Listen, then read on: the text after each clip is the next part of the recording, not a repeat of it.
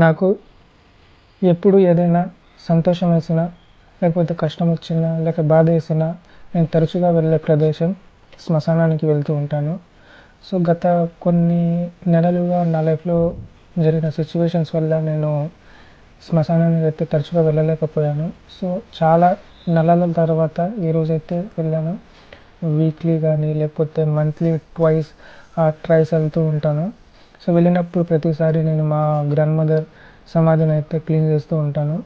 ఎందుకు నేను ఇక్కడికి తరచుగా వస్తూ ఉంటాను అంటే, సో మనిషి పుట్టినప్పటి నుంచి చివరి మన ప్రయాణం చేరుకోవాల్సిన గమ్యం ఏదైనా ఉంది అంటే అది మట్టిలో కలవడం మాత్రమే.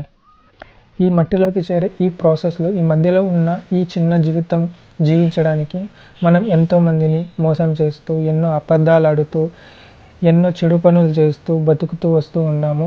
సో ఇతరులను మోసం చేస్తూ, వాళ్ళ గురించి వాళ్ళకి నష్టానికి గురి చేసి, వాళ్ళను బాధ పెడుతూ జీవితం గడుపుతూ చివరికి నువ్వు చేరాల్సింది మట్టిలోకి.